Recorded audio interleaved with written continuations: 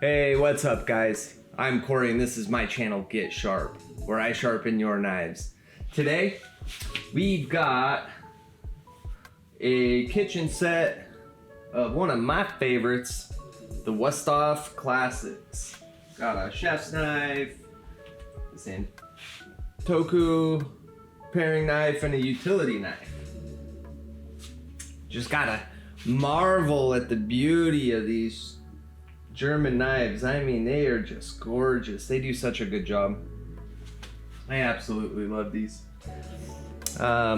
Business has been good. I'm getting one customer a day, and they typically have a minimum of about 4 knives. So that's kind of right where I want to be. You know, I have a day job. I got to be able to balance both, right? So this was perfect. Hopefully we get another call this evening or tomorrow morning, so we have another set to sharpen tomorrow. So as of right now, I got nothing going on this weekend. So that's the hope. And for those of you that are new or tuning in for the first time, I sharpen on this here Tormek. This is my primary sharpening system, and then I recently invested in a belt grinder. We're starting to, we got our feet wet on it, but we're not quite there yet. So I've gone ahead and pre-soaked my stone. I actually had to true it today. That took some time, and dress it up and get it nice and square. I had a serrated knife disaster 2 nights ago. Shouldn't have even touched the damn thing, but I took it over to the belt grinder, did my thing over there, and there was a couple scallops on it that were just kind of not right. So I figured I should just come over here and make them better. And then it got a little worse, and it got a little worse, and kept getting worse and worse. And next thing you know, I had no choice but to resurface all the scallops. And now I'm starting over with my own scallops. And then those were terrible. And the knife is the biggest embarrassment ever. And it wasn't my knife. It was a Wusthof bread knife. And my customer got a brand new one. So I took an L on that and lost about 80 bucks. I'm not gonna show it though. I still have it. She said I could keep it to practice on, but man, what a shame. Oh, should have never touched the damn thing, but I did. Anyhow, let's go ahead and get to going here. First things first, we got the paring knife. We're gonna go ahead and put a 14-degree double bevel on this bad boy. This one should go pretty quick, pretty short blade. Nice and flat stone here. Gotta love that. I'm gonna do one pass on each side, and then I'm gonna bring you guys in for a closer look.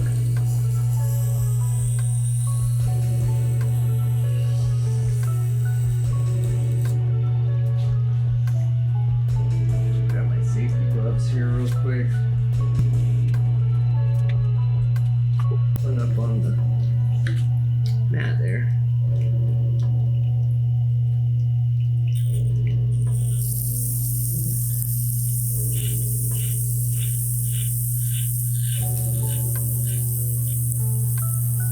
Thing about these Wusthof knives, you really gotta be careful of that bolster. It extends out a little bit. These knives are in really, really good condition. It's evident that this customer does not have a countertop sharpening system. They're super dull. She's like, I'm just squishing vegetables left and right. Oh, she's gonna be so happy. when she gets these back.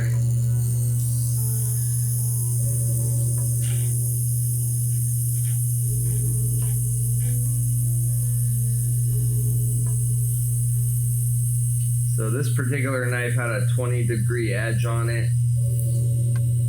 So I'm thinking they must have been using a honing rod or something, because I know these, from what I gather, they come with a 14 or 15-degree edge. Oh, I'm just gonna check something, but I just remembered what it was.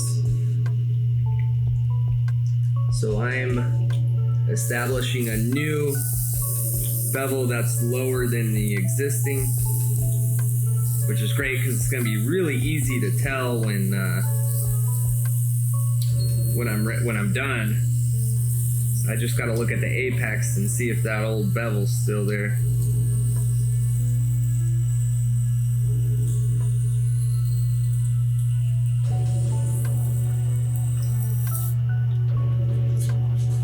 Alright, let me go ahead and get you guys pulled in for a closer look at what's going on.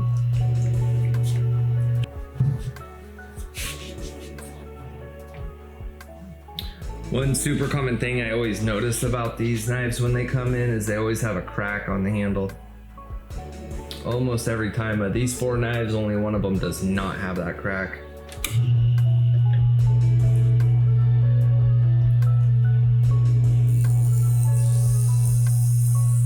Global figured that out by just doing a one solid piece of steel for the handle and the blade.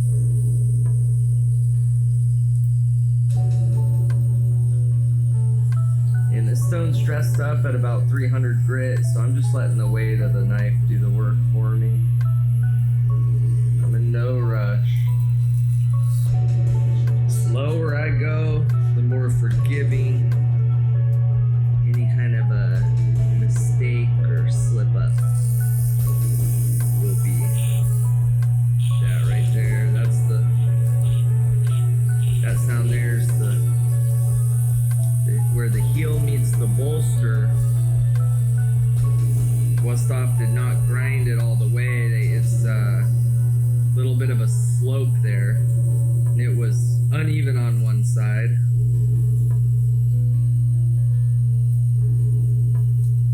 Going to try to stay away from it altogether. I put tape for my big no-no area.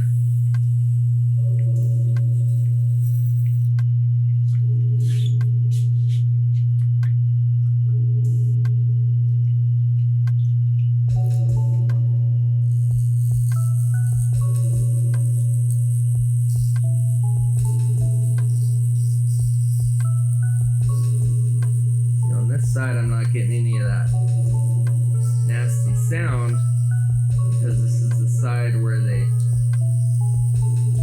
went a little deeper on that bolster slope. I'm sure that particular area of the knife has a name, but I don't know what it is.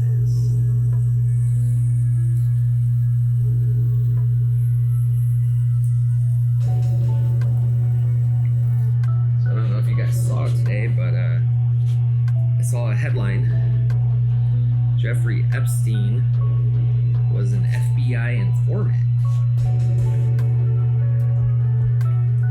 What does that mean? I'm sure some of y'all remember speculation or a rumor going around that he was a Israeli or IDF spy who specializes in blackmail. That story really fit well, or that theory fit well with the story. An FBI informant. First thing I thought about was 2 movies. First one was with Tom Cruise, where he was the cocaine smuggler for the CIA. And then the second movie, gosh, I don't remember the name of it. Whitey? With the Johnny Depp, I think, played the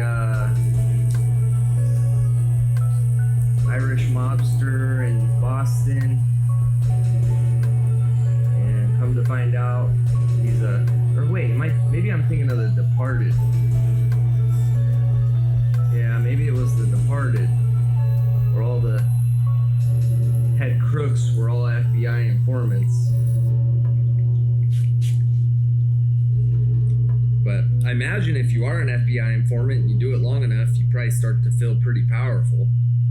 And then you think you can go and get away with whatever the hell you want. And that may have given old Jeffrey the confidence to run a full-blown sex trafficking ring of minors. Yeah, may he rot in hell. I also saw where a bunch of the victims turned in requests. So you know how like Pam Bondi, Trump, and all them, they keep saying like we can't release the files like quickly because we need to protect the names of the victims, this, that, and other. Well, if you didn't know, those victims have all had their lawyers write letters to the court saying release the files. We're not worried about our privacy. Everybody already knows. So something's and what's the other side of this coin? He's an FBI informant. Well, who's been investigating this since day one? The FBI, right? Maybe he snitched on one person after he got caught in 2019 or whenever the big one, the big indictment was. And at that time, maybe he threw a name on the table. Does that make him an informant? And is the Trump administration just throwing smoke at us right now? That's one thing they're good at lately is those smoke screens, man. This ain't war zone.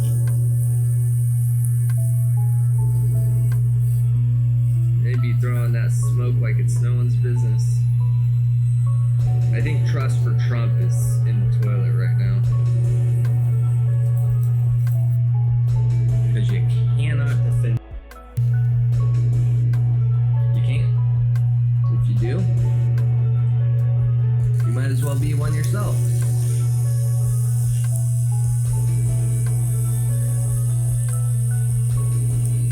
The other thing that I found interesting, headline, Ghislaine, whatever the hell her name, weird ass name is, clears Trump of wrongdoing. And they quoted her and she said, Donald Trump never did anything concerning. Let's think about that for a second. You have a child sex abuser trafficker. Like, this is what she does. This is her job, is abusing and trafficking minors for sex. And she says Trump never did anything concerning. Doesn't that make you wonder what even concerns? If your job is child sex trafficking, like, your definition of concerning is going to be quite a bit different than my definition of concerning. Just saying. This whole thing, man. I don't know why the Biden administration didn't just release all that information.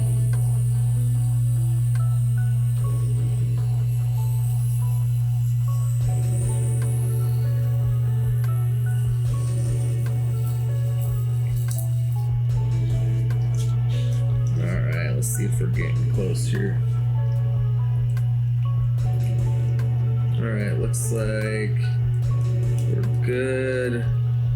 Maybe just a tad left on the heel. The middle of the knife's good, but where the cheek needs some work.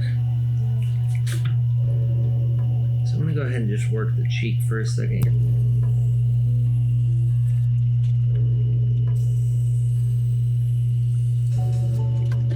Times on each side. And then we're gonna do a full pass. From the bolster to the point. Just bring it all together.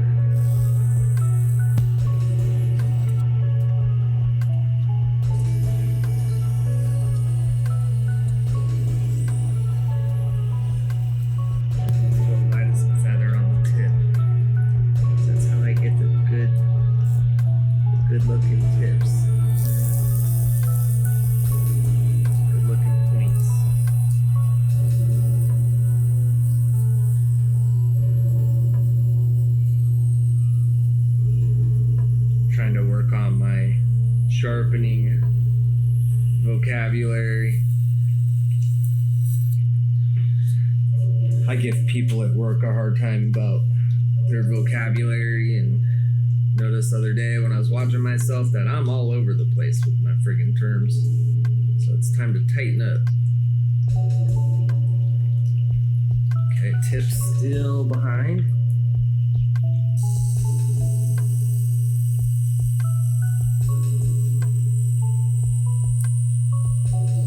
You know, there's I think there's two schools of thought on how to grind on the Tormek system. There's the guys that start their grind on the point and work their way to the heel. And then there's the guys that work from the heel to the point.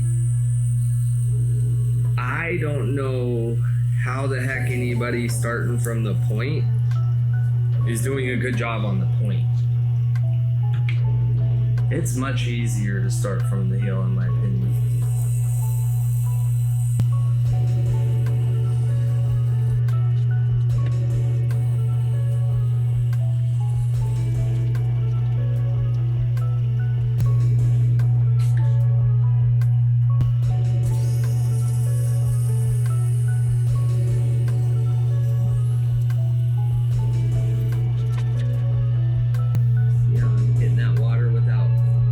Touching down. It's what I do to ensure that I touch down nice and flat.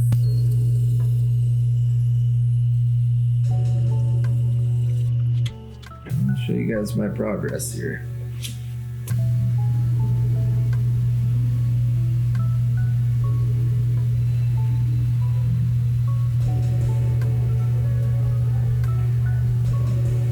Absolutely perfect every time. All right, we got a nice burr. There was a few little super micro chips in the blade. Those have been erased. Now it's time to thin this wire burr. We're gonna do that using the Japanese wheel, the so-called Japanese wheel.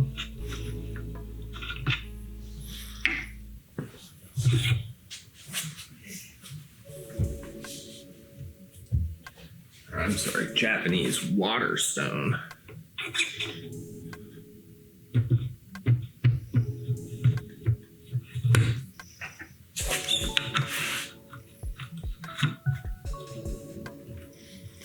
Okay. And we're gonna flip it around because we're gonna be doing edge trailing here. This is my new method for the wire burrs.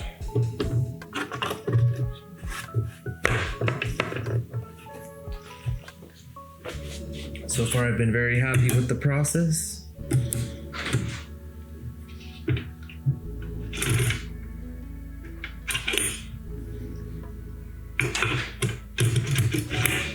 Okay.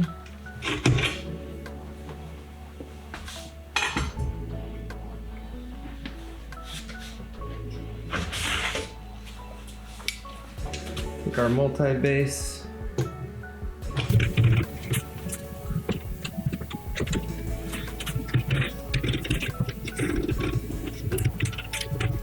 And I push mine all the way in.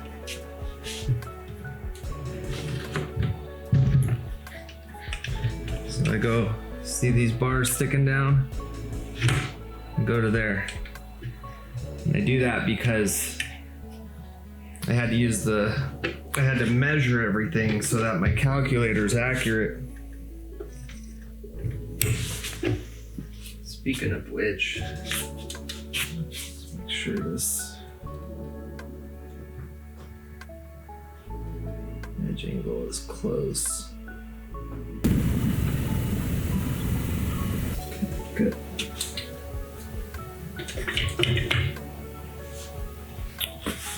Good.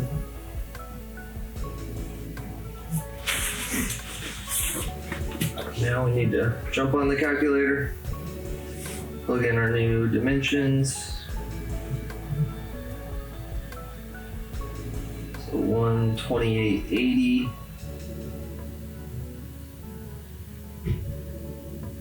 128.8.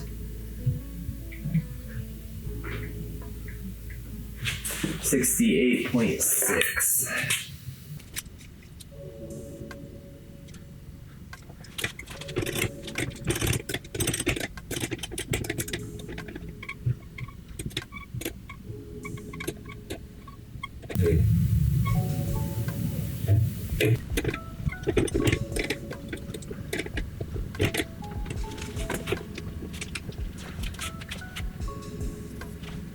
Okay, got my burr on the top side here.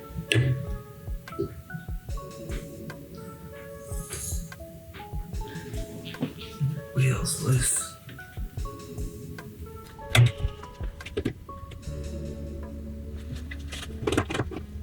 go ahead and let that bad boy get wet.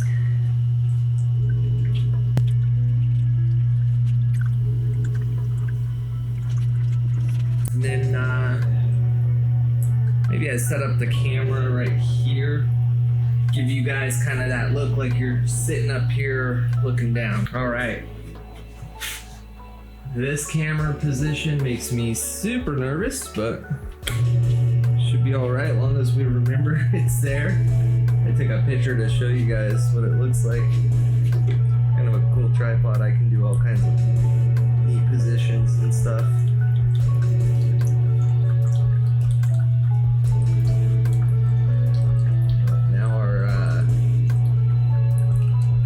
Japanese stone's looking a little wobbly. It's either needs to be trued up or I didn't set it up that well.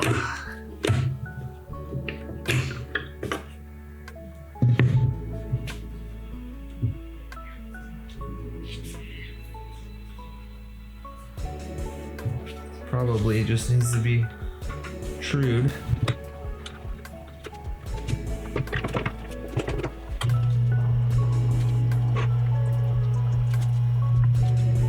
Yeah, it's lovely.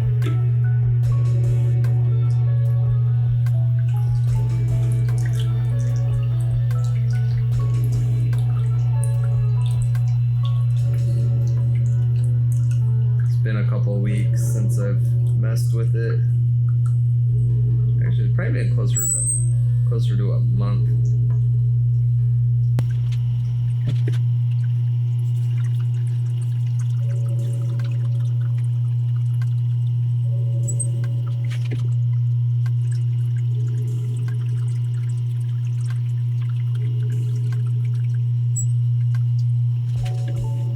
Man, I could almost have a chair. Just sit down while I do this.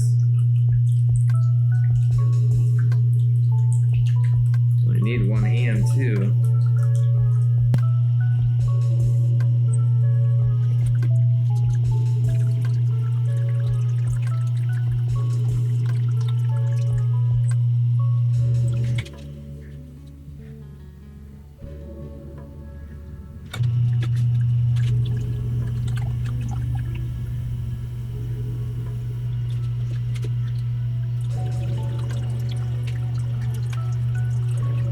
Yeah, I'm really excited for the business though.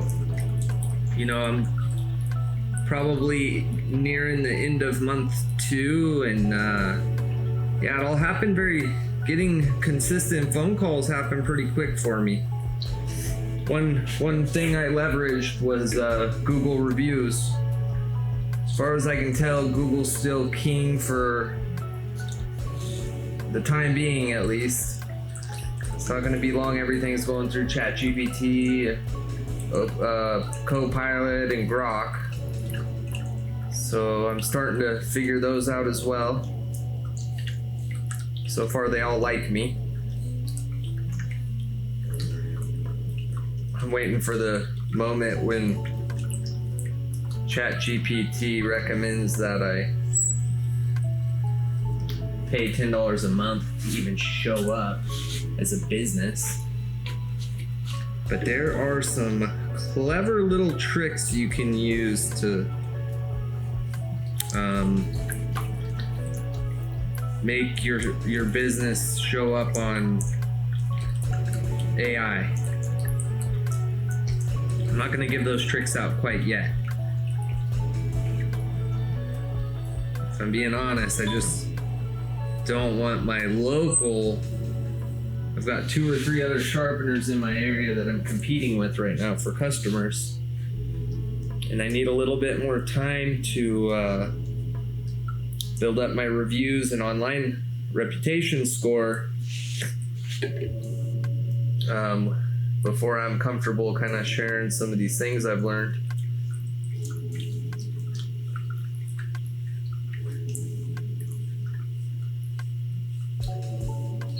But the game is changing, my friends. The game is changing. It's actually a great time to start a business, period.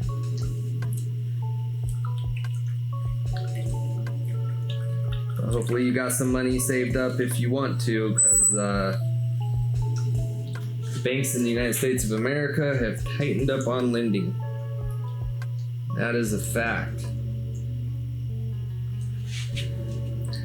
If your banker ever reaches out to you and recommends that you get a line of credit, it's probably a good idea to get that line of credit, because that banker knows it's a good time. You'd be surprised how many times I recommended a business, say, hey, like I see their transaction history. I know everything about the business from the financial aspects, and I'll contact them and, you know, hey Greg, how's it going? Good.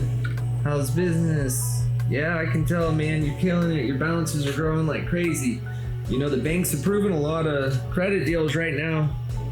You know, we've talked about that line of credit in the past. I think now's the time. We should pull the trigger on it. Oh, Corey, I'm just so busy. We're doing good. We don't need it. It's like, no, that's what I'm saying, bro. Like, you're doing good. You don't need it. That's when you get it. Please don't wait until you need it. Because when you need it, one of 2 things just happened. Either you're in trouble financially, or you need the money quickly because you just came across some kind of an investment or opportunity, and now the pressure's on me to make it happen quickly. Where here I am being proactive right here, right now, like, let's just do this. You know? Thing about a line of credit a lot of people don't understand is that they're a lot cheaper than people assume. Most lines of credit have an annual fee. That's probably gonna be like $100 a year. What's $100 a year to be able to access $100,000? Come on.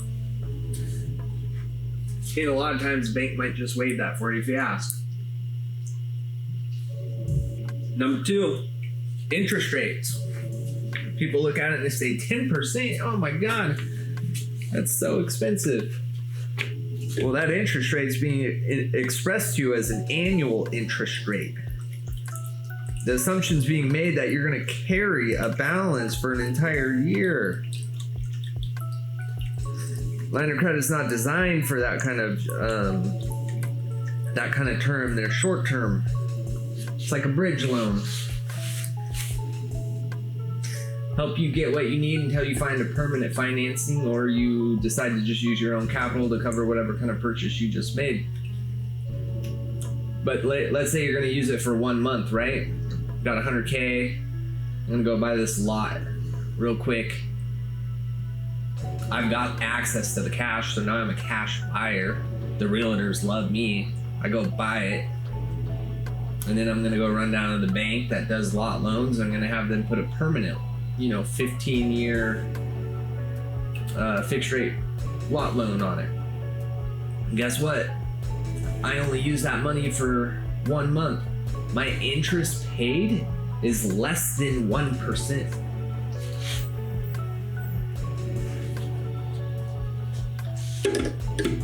A lot of these self-made people out there, now I'm not talking about like the Donald Trumps of the world that,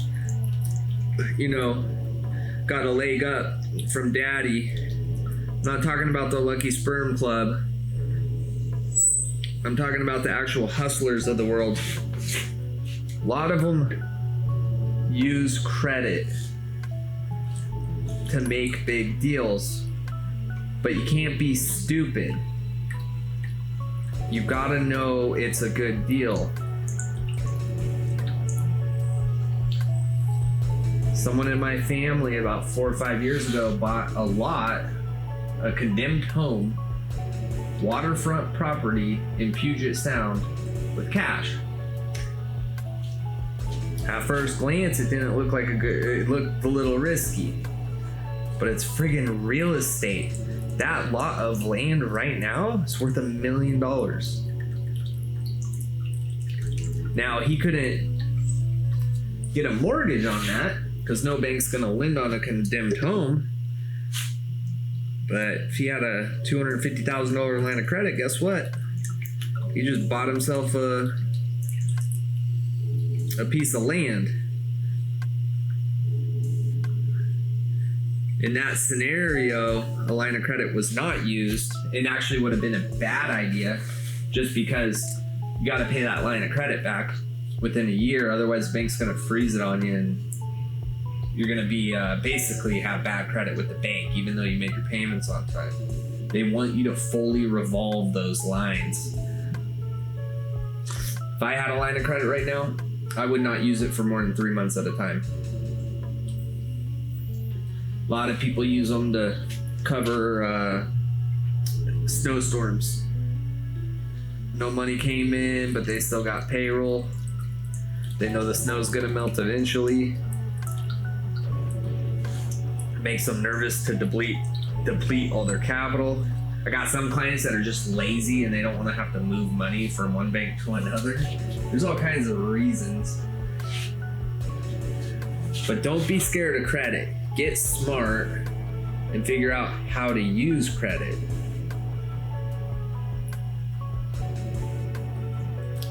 If you live in a neighborhood, I guarantee you 90% of the homes in that neighborhood have some kind of a loan behind them. All right, guys, next step. So we thinned out the burr there, the wire burr. But now what we're gonna do is we're going to we're gonna hone at the final angle, completely remove that burr.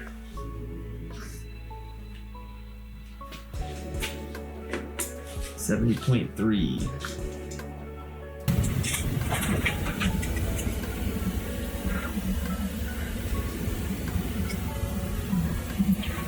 Kind of cool for you guys to get as close to my perspective as possible.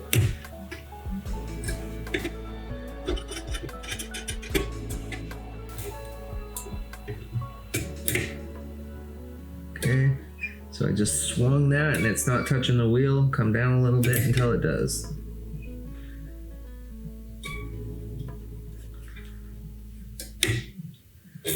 And I also don't want to gash my stone. There, touched it right there. Not right there. Maybe right there. Still on 70.3. Turn that off since it's battery operated. Grab the Sharpie. We're gonna mark either side because there's no more major burr left.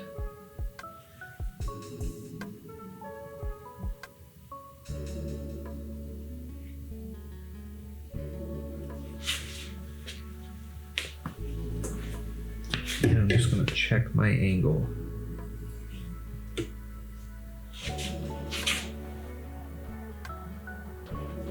I got some of it off.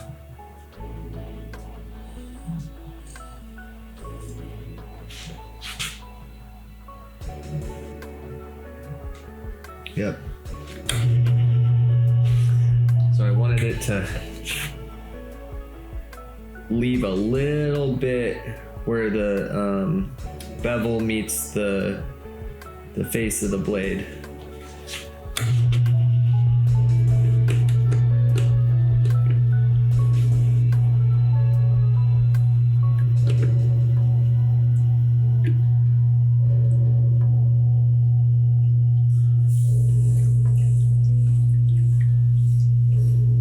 This time I got a really good purchase on the bevel. Actually sounds like it's grinding a little bit. Whereas on that last one I was grinding at the exact same angle.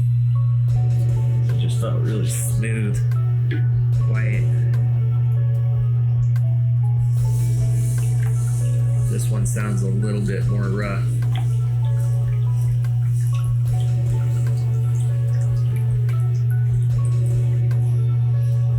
I guess you could call this a micro bevel. I'm 1.2 degrees higher than I was on the grind and the last burr thinning.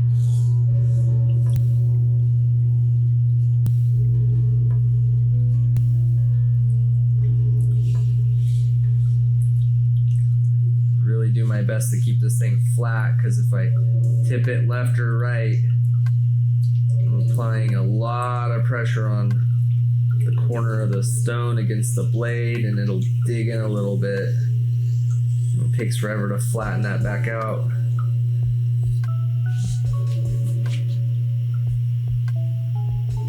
I felt myself tip a little bit there at one point.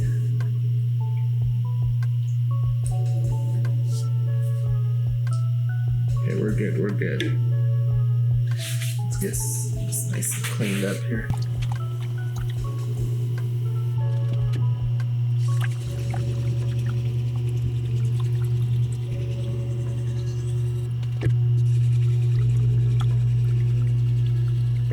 When it's completely flat.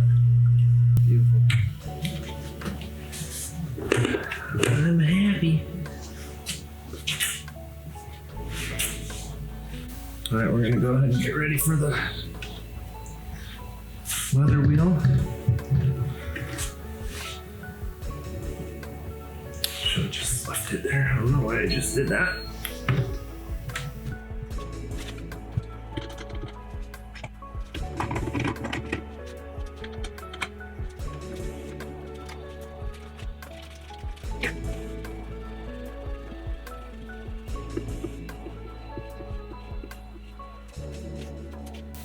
So I gotta plug in my values for the leather wheel.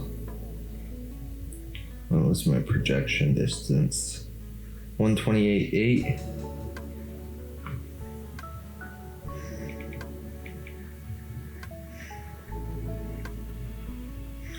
$74.6.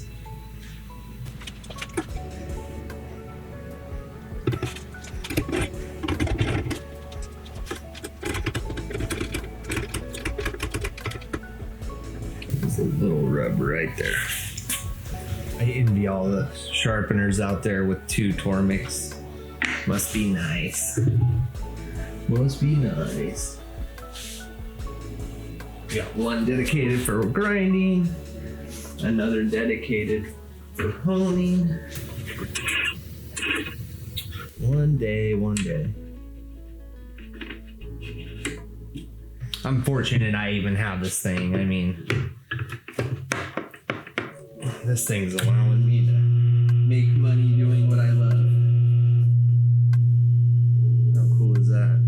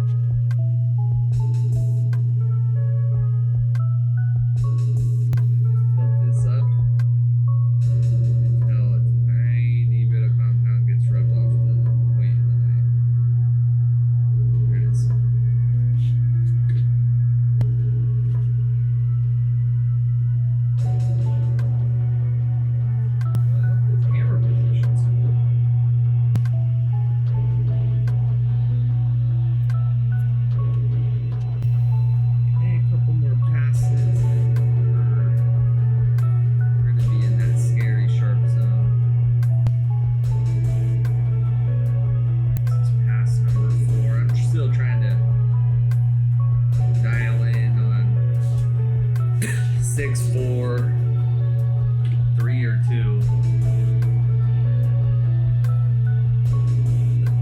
Without a microscope, it's kind of hard to know. I need to get one of those sharpness testers though, for sure. That's a couple more tools I need for just, you know, I'm putting sharpening first. Although it does kind of seem kind of silly to not have a way to measure sharpness. I do though, the paper cut test. All right, I dismounted the knife jig and all the tape. And it's time to see if this thing can cut. Oh yeah. Let's do a push test. Just pushing straight down. That's sharp.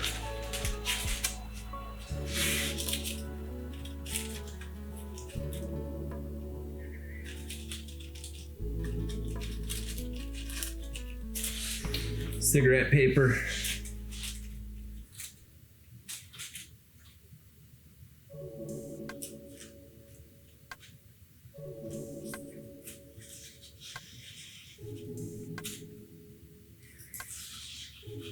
Notice I don't go all the way through. I'm so tired of leaning over to pick them all up. Kind of felt like a little snag there. Maybe, maybe not. Let's try a push on this. I get it started and just push straight down.